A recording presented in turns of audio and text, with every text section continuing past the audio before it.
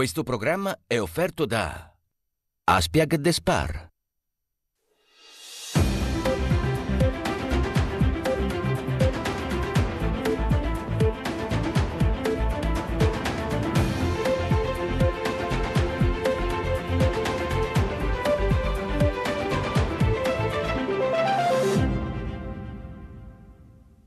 Buonasera, bentrovati a Primus Inter Pares, speciale Primus Inter Pares, non è il solito Primus Inter Pares perché andiamo in onda di giovedì sera, quindi una giornata inconsueta, però l'abbiamo fatto perché abbiamo un ospite davvero molto importante che ci dirà davvero cose molto importanti.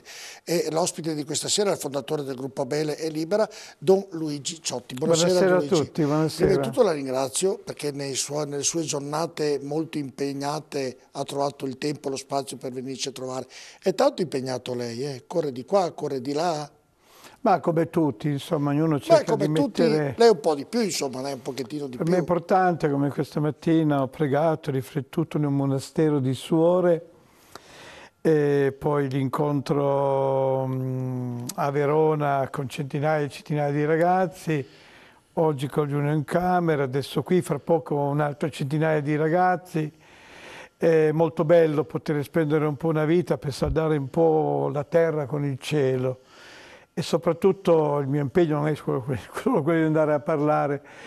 Io rappresento un noi, non un io, non il monologo dell'io, ma un noi. Rappresento sia il gruppo Abele, che è fatto di tante belle persone, dove sono da 54 anni, quindi dalla strada, i poveri, gli ultimi, e dal gruppo Abele poi è nata Libera, che è un coordinamento di associazioni, di realtà, oggi 1600 in Italia, ma Libera è in tutta Europa, in America Latina, e quindi questo mettere insieme tante forze, tante energie per portare un contributo al cambiamento mi sembra un segno fondamentale, importante. Senta, Don Luigi, il tempo è poco, io cercherò di farle molte domande perché ci vorrebbe davvero una serata intera per parlare e chiedere cose importanti a lei, dunque cercheremo davvero di prendere le cose più importanti. La prima le chiedo, lei è qui in Veneto e soprattutto qui perché poi tra l'altro ci sarà la giornata contro le mafie il 21 marzo proprio qui a Padova, insomma, praticamente. Questo è un lavoro che lei sta preparando per quella data lì. Sì, non solo, perché la nostra è una memoria viva, oggi legge dello Stato, il 21 marzo, primo giorno di primavera, la giornata della memoria e dell'impegno per ricordare tutte le vittime innocenti della violenza criminale e mafiosa. Ma noi vogliamo avere sempre anche un pensiero per le vittime del terrorismo, le vittime del dovere, le vittime anche della comunità comune e anche le vittime del lavoro. E in questi giorni devo dire che la mia testa e il mio cuore ha pensato anche a tanti imprenditori che si sono suicidati nella loro fatica, e quindi per noi è un senso di attenzione a tutte queste fragilità, con grande rispetto per il dolore dei familiari. Lei si sente un uomo libero, Don Ciotti? Io sono sostanzialmente una persona libera, vivo una condizione difficile per le minacce, per la condanna a morte che mi è stata data da alcuni mafiosi, vengo sempre accompagnato dalle forze di polizia, dai carabinieri, ma io sono una piccola cosa, e continuo a dire che oggi si può uccidere una persona, ma non si uccide più un movimento fatto veramente di tante persone. Fatto costruito anche da lei, quindi è una grande cosa. La penso diversamente, mi scusi lei non è una piccola cosa, lei è una grande cosa, Don Luigi Ciotti. Difatti nel vederlo arrivare, nel vederlo come è impegnato davvero, devo fare i complimenti perché non tutti fanno quello che sta facendo lei. Senta, mi dica un po', lei è un prete, quindi che responsabilità dà il cristiano oggi? Il cristiano deve fare la propria parte, dove viene calpestata la libertà, la dignità della persona. La Chiesa ha il dovere di alzare la voce. La dimensione della Chiesa è una dimensione spirituale, di svegliare le coscienze, di responsabilizzarle, di non fare dimenticare alla comunità cristiana la parola di Dio, che è una parola che ci invita a metterci in gioco. Io ho avuto un caro amico vescovo che è morto diversi anni fa e si è aperto un processo di beatificazione nei suoi riguardi, Don Tonino Bello, che diceva: Non mi interessa sapere chi sia Dio, mi basta sapere da che parte sta. Cioè noi siamo invitati a stare dalla parte un cristiano che Dio ha indicato e quindi lottare per la dignità, per la libertà, per la vita delle persone. Allora per me è molto importante, credo di doverlo condividere con altri, saldare la terra con il cielo. Io ho due riferimenti, il Vangelo e la Costituzione italiana. E quindi questo è, anche il suo pregare No, la mia dare... è una grossa responsabilità. Io sono un sacerdote, porto avanti il mio ministero sacerdotale. Quando io ho cominciato non ero sacerdote, lo diventerò poi, c'era già il gruppo Abele, tutto questo lavorare sulla strada con i poveri, con gli ultimi, le prime accoglienze. Ma il mio vescovo ha ereditato tutto questo, mi ha riconosciuto, mi ha sostenuto e ordinandomi sacerdote ha detto: la tua parrocchia sarà la strada, continua a stare lì, a lavorare, a lottare. Ecco. Non mi ha mandato a insegnare che c'è sulla strada, ma mi ha mandato a riconoscere il volto di Dio in chi fa più fatica. Io porto avanti il mio ministero sacerdotale, lo porto con molta gioia, che è offerto però più a un contesto più ampio della Chiesa italiana. Ecco, lei ha avuto soddisfazione da quello che sta facendo Don Luigi Ciotti oppure ha avuto delusioni? No, io ho avuto l'uno e l'altro, certamente la strada è molto in salita, non è tutto semplice, non è tutto facile, ma tre parole per me sono state sempre fondamentali, parole di carne, di vita, dare continuità a quello che si fa, non solo delle parentesi, non solo delle risposte emotive di qualche momento, la condivisione perché noi che vince, che è fondamentale, e collaborare con le istituzioni se fanno le cose bene, ma essere un pungolo propositivo se non fanno le cose che devono fare. Ho avuto dei momenti di grande gioia condivisi con altri perché è opera di un noi, non di un io, ma anche momenti di fatica, di fragilità, e perché poi ci sono i venti contrari. Ha mai pianto Don Luigi Ciotti? Ha mai pianto? Ma certo che ho pianto, io sono una persona anche poi che vivo le mie emozioni, che poi si trasformano in sentimenti.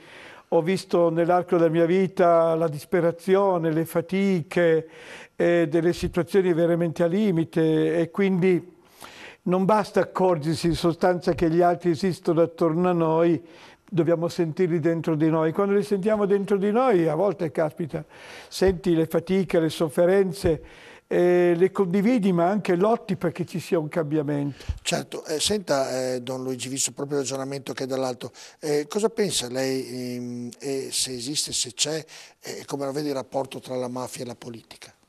Beh, purtroppo c'è ed emerge ancora di più proprio dagli ultimi rapporti della Direzione Nazionale. E perché c'è secondo lei? Perché la mafia ha bisogno di relazioni col mondo della politica, perché la mafia, quello che oggi per lei è importante, l'obiettivo, il potere, il possesso, la forza, il denaro, fare affari. E se per fare questi affari è necessario avere relazioni, tra virgolette, con segmenti della politica, la mafia l'ha sempre avuto, in contesti, in modi diversi. Ma oggi soprattutto emerge quest'area grigia, che è proprio la commistione tra il legale e l'illegale. E soprattutto sono questi cointeressi in questa commistione, e l'abbiamo visto in alcune operazioni, già in alcuni processi, in cui le persone coinvolte sono imprenditori, pubblici funzionari, segmenti politici, segmenti di massoneria deviata e altri attori. E quindi oggi c'è una lettura dell'area grigia che è un aspetto particolare su cui dobbiamo profondamente riflettere.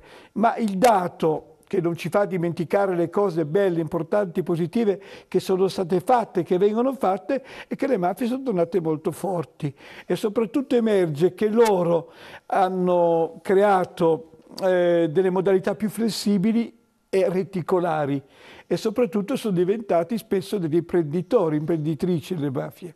Ecco, nel ragionamento che lei sta facendo, sono mafie che praticamente conservano il sud, si sono infiltrate in maniera prepotente al nord. Ecco, questo secondo lei frena la crescita economica di un paese? Ma certamente, perché le mafie sono... Mafia e corruzione sono i parassiti che di dentro uccidono l'economia sana, il lavoro, ma mortificano anche la vita delle persone. Sono di parassiti tremendi di cui dobbiamo prendere atto. Ma il vero problema è che 163 anni che noi parliamo di mafia nel nostro paese. Cosa Nostra sono 163 anni. Allora da una parte dobbiamo riconoscere il grande lavoro che è stato fatto e che viene fatto.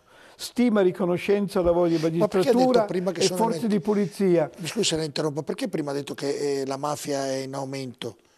Perché con tutti gli arresti anche l'altro giorno qui in Veneto, ieri abbiamo le pagine piene di mafiosi arrestati, oltre una cinquantina. Insomma. La mafia è in aumento, ma non è una mia fantasia, emerge da tutti i rapporti che sono stati fatti, in cui loro si stanno allargando, non c'è regione d'Italia che si può considerare esente, hanno cambiato la loro impostazione, la loro metodologia e emerge questo.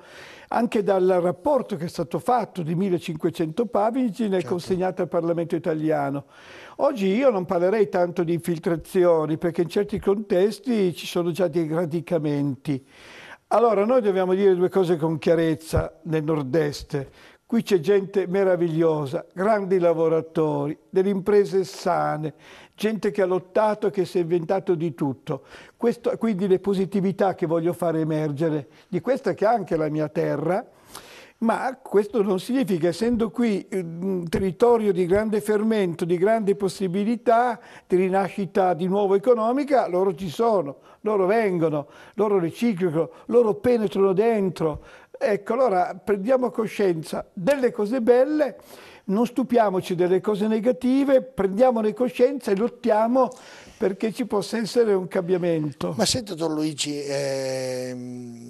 Ciotti, entrano queste mafie in maniera, qui per esempio ho visto degli episodi che sono dei banditi, chiamiamoli così, non so come definirli, che entrano in certi imprenditori per ovviamente propri interessi, per prendere il pizzo, per prendere tutto quello che c'è da prendere e poi si allagano. Viene definita mafia anche quella oppure sono gruppi isolati che fanno questo tipo di brutte cose, dai, definiamole così per non dire altro? Sì, non è il mio mestiere dire questo, saranno i magistrati a stabilire se c'è reato di associazione mafiosa.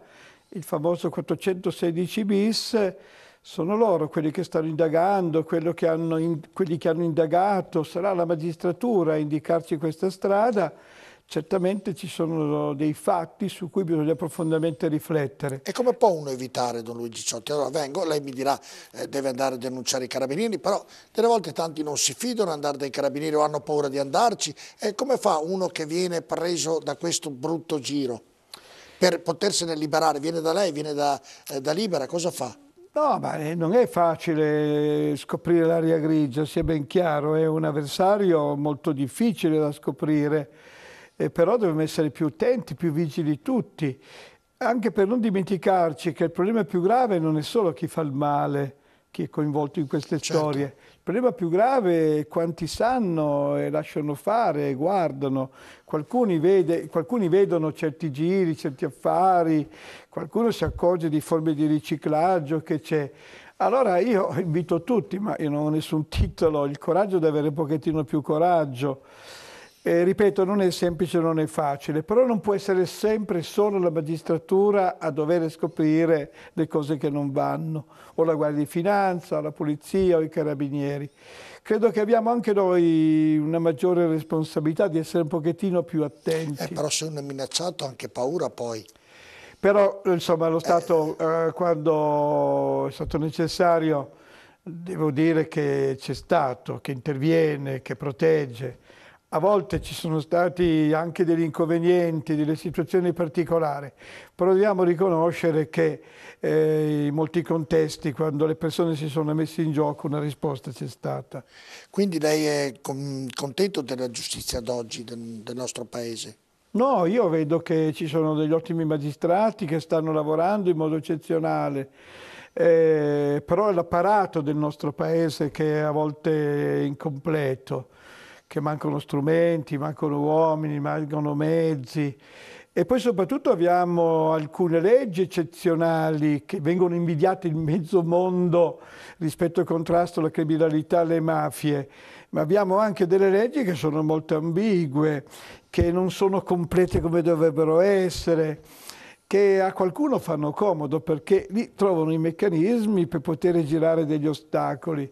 Allora mi piacerebbe, ad esempio, tutto quello sul gioco d'azzardo, sulle slot, faccio un esempio, e non che poi sono fatte delle cose, ma altre restano, no? Perché ci sono delle lobby che spingono che in una direzione. Io preferisco delle leggi chiare, categoriche. Sulla prescrizione si sono fatti dei passi in avanti, ma ci sono ancora delle ombre.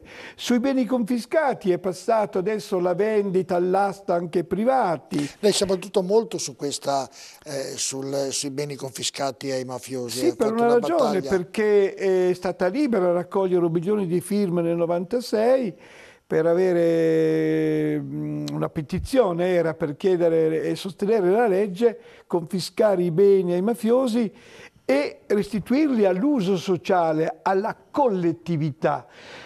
Lo so che non sempre è possibile, però deve essere l'estrema ratio la vendita e poi quel denaro deve servire per promuovere servizi per le persone, innanzitutto per i testimoni, per i familiari delle vittime, però l'estrema ratio, perché anche eticamente, culturalmente, il valore è che da beni esclusivi dei mafiosi essere restituiti alla collettività, al servizio del bene comune, è una vittoria dello Stato, delle istituzioni, ma la gente vede concretamente. Faccio un esempio: oggi c'è una grande villa in Italia di un grande boss di mafia con i rubinetti d'oro, i marmi più pregiati, è diventato un asilo nido. Vince l'asilo nido. E nel nord, quindi non distante da qui, c'è un'altra villa confiscata dei boss che è diventato un centro per anziani. Ecco che bello. La restituzione alla collettività. Alcuni comuni ne hanno fatto un uso di servizio sociale e adesso bisogna stare attenti quando si vogliono prendere un po' delle semplificazioni. Positivo è che si è rinforzata l'Agenzia Nazionale per i Beni Confiscati, soprattutto aprendo a 70 nuovi membri con bando pubblico, quindi con la possibilità di avere più professionalità e più competenze. È la corruzione il primo viatico per i mafiosi?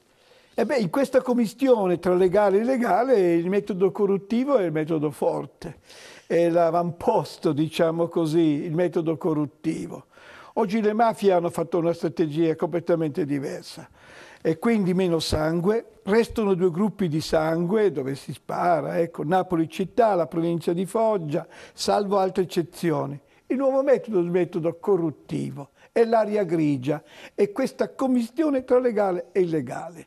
E poi le mafie che si fanno imprenditrici, perché nel momento della grande crisi economica, parlo in generale, molti onesti imprenditori si sono trovati in difficoltà, le banche hanno abbassato le saracinesche, hanno trovato delle agenzie che gli hanno offerto delle possibilità economiche, con delle facce d'angelo che gli prestano nomi e così via.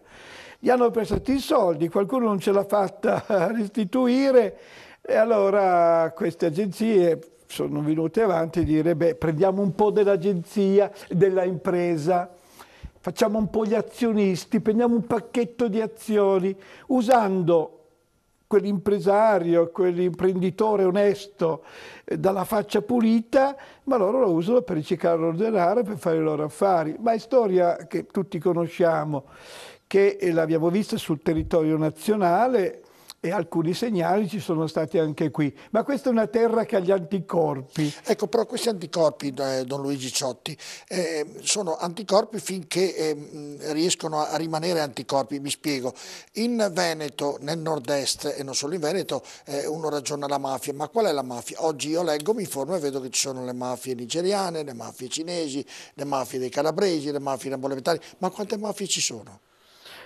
Noi parliamo delle nostre mafie nostrane, certamente. Ma qui ormai ci sono anche quelle. Sì, ma alcuni traffici li portano avanti, alcune di queste mafie, ma portano avanti alcuni traffici. Devo dire che sono anche abbastanza attenzionate dalle nostre forze dell'ordine e così via. Non dimentichiamo che l'Europol, perché usciamo un attimo dai nostri confini, certo. L'Europol ci segnala 5.000 organizzazioni criminali in Europa. Noi parliamo delle nostre mafie. È vero che in Europa non vogliono sentire, salvo eccezioni, parlare di mafia, ma di crimine organizzato. Noi parliamo delle nostre mafie nostrane a volte fanno alleanze, permettono ad altri, fanno delle commistioni con organizzazioni criminali, magari qualcuno per il traffico delle sostanze stupefacenti o per altre ragioni, ma hanno un forte controllo nel nostro paese e non solo le nostre mafie sono date anche all'estero, lo sappiamo benissimo.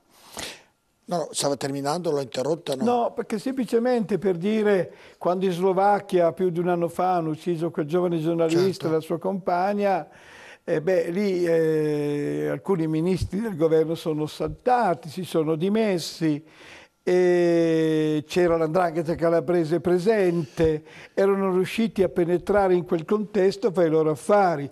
E oggi in moltissimi paesi dell'Europa la presenza delle nostre mafie. Allora attenzione, aveva ragione Don Sturzo quando nel 1900 disse, Don Sturzo che fu dopo il movimento popolare, eccetera, disse la mafia non è piena in Sicilia ma la testa forse a Roma. E aggiunse una drammatica profezia Don Sturzo, risaleranno sempre più forte, più crudele verso il nord fino per andare oltre le Alpi. Allora, cogliamo le positività, ma non dimentichiamoci anche della forza criminale.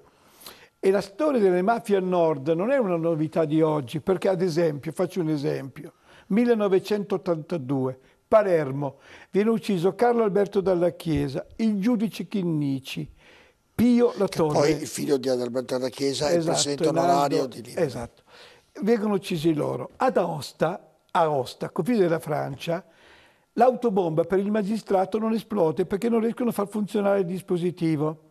Quindi siamo nell'82 e al nord del nostro paese già avveniva l'attentato. Tanto è vero che l'anno dopo a Torino, 1983, viene ucciso il procuratore della Repubblica Bruno Caccia. Le mafie al nord arrivano da lontano, loro all'inizio erano delle presenze fatte in un certo modo, ma lentamente hanno costruito delle presenze ancora più forti. Nel suo ragionamento mi sembra che siano invincibili. No, tocca a noi. Cioè mi preoccupa perché è così che aumentano, che uccidono. L'ho detto, ad esempio per il Veneto, per il nord-est, come da altre parti d'Italia, sono popoli forti, gente che vuole le cose belle, positive. Allora ci vuole un po' una rivolta delle nostre coscienze, ci vuole una rivolta culturale, ci vuole la presa di coscienza che il problema c'è, non dobbiamo sopravvalutarlo, non dobbiamo sottovalutarlo, dobbiamo però essere vigili, attenti e collaborare soprattutto quando è possibile con le istituzioni per fare in modo che tutti insieme si possa voltare pagina, perché voltare pagina. E poi soprattutto bisogna fare in modo che la gente non arrivi a livelli di corruzione, di evasione, questi meccanismi dell'usura, il favorire una serie di formule ambigue, tipo forme di riciclaggio. Allora non sottovalutiamo, non sopravvalutiamo, il problema c'è, grazie a quanti sono fortemente impegnati, ci sia una reazione della gente, perché è una responsabilità anche nostra. Ecco perché il 21 di marzo, che è la giornata del memoria dell'impegno, per noi è più la giornata dell'impegno, perché l'avere modo di fare memoria vuol dire impegnarci tutti 365 giorni all'anno, se no diventa la retorica della memoria e di questo non ne abbiamo bisogno. Assolutamente. Senta, Don Luigi Ciotti, cosa ne pensa della nuova legge sulla legittima difesa? Può essere d'aiuto, deterrente oppure no nei confronti della mafia? Io penso che c'erano già tutte le condizioni nel sistema legislativo che c'era prima, applicato bene, di poter tutelare ecco, le persone. Lo so che sono confini molto difficili, a tavolino è tutto più semplice fare, quindi lo dico con rispetto a chi si è trovato in condizioni molto difficili, però c'era già una legge che se applicata in un certo modo ha funzionato, poteva funzionare. Mi pare che si vuole spingere ancora di più in un altro tipo di direzione che mi pone sinceramente tanti interrogativi.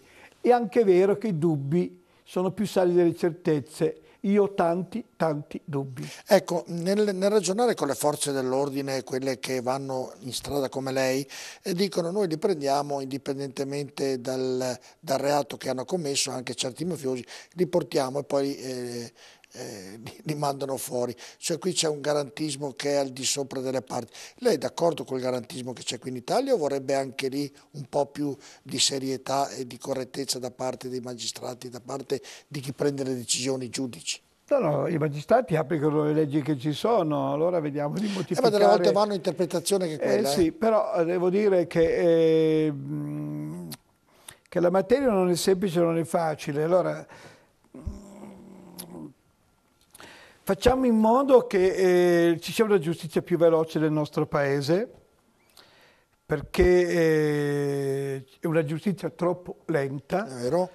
Che il carcere, le pene siano pene e non che se devono essere date, vengono date abbastanza in fretta e non si aspetta anni. Quello che chiede anni la dopo. polizia che va in strada, certo. Ecco, io proprio credo che io ho mai creduto personalmente nella pacca-terapia, cioè di trovare delle soluzioni intermedie. Chi sbaglia deve rispondere, poi c'è modo e modo. E soprattutto il carcere deve essere l'estrema ratio, lo dicono tutti, perché le nostre carceri sono piene più di situazioni più fragili, molti migranti, molti ragazzi con i problemi delle droghe, persone più fragili. Questa è la maggioranza delle persone che sono oggi nelle carceri. Poi ci sono persone che hanno commesso dei grandi crimini. Allora, io credo una giustizia più veloce, leggi più categoriche, più chiare, forse meno leggi e più leggi nel nostro paese, mi sembra importante. E poi certamente bisogna creare delle condizioni di offrire delle alternative alle persone se fanno del bene nel tempo. Faccio un esempio. Libera da 10 anni ha un protocollo col Ministero della Giustizia minorile. Noi da 10 anni accompagniamo ragazzi che hanno sbagliato, che hanno risposto, la giustizia deve chiedere conto se hanno fatto dei reati e chiede conto, ma sono minorenni, bisogna offrire loro delle possibilità. Dobbiamo offrire loro la possibilità di avere un'esperienza, ad esempio, non più della sola famiglia mafiosa dove alcuni di loro sono nati e cresciuti, ma di scoprire un'altra forma di comunità che dà altri stimoli, altre opportunità, altri spazi. E devo dire che questo impegno che portiamo in tutta Italia, senza chiasso, senza rumore, da 10 anni, con un protocollo di collaborazione stretta, ha visto voltare pagina. Un po' di chiasso, un bel chiasso lo fa anche lei, insomma, un bel chiasso lo fa anche lei. Ce ne Sì, vorrebbero di Don Ciotti. ma non nello spiegare questo. Ah, certo, certo. Non è che uno si mette lì. Come devo dire, oggi c'è una grande rivoluzione in atto da parte delle donne di famiglie mafiose che non si sono macchiate direttamente di reati, magari hanno sposato una persona, eccetera, hanno avuto dei figli, che stanno spaccando dall'interno il sistema. Perché? Perché hanno trovato, anche attraverso noi, delle possibilità di dire, beh, possiamo rompere all'interno, non vogliamo che i nostri bambini crescano in questa mentalità e in questa cultura, hanno mariti in carcere o mariti ammazzati, e vogliono svincolarsi da quei contesti. Anni fa non avremmo parlato con questa forza di tutto questo. E questo è tutto frutto di un lavoro anche culturale, educativo, di conoscenza, nelle scuole, nei vari territori, in contesti difficili, in contesti più facili. E quindi ci sono dei segnali dal di dentro, che anni fa non avremmo messo di evidenza e sottolineato con forza. Faccio un esempio.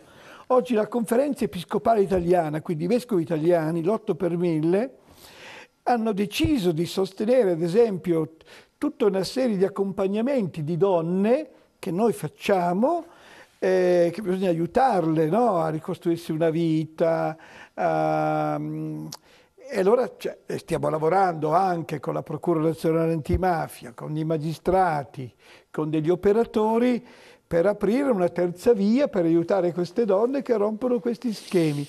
C'è una rivoluzione positiva in atto nel Paese, frutto di un lavoro che è stato fatto. Ecco, senta, proprio parlando di donne e anche collegato poi alla mafia, perché poi si collegano alla mafia, la prostituzione. Il governo sta varando una legge nel dire basta le prostituzioni in strada, cerchiamo di metterle nelle case chiuse. Lei è d'accordo o contrario? Ma noi abbiamo pubblicato anche dei libri, noi restiamo con la legge Merlin. perché è un sistema facile chiuderle lì, perché non ti permette più di incontrarle, di strappare quei circuiti, anche già oggi molte sono chiuse e sono quasi irraggiungibili, va a favorire esattamente quelli che hanno l'interesse di nascondere, di fare i loro affari, di fare al coperto, che nessuno disturba.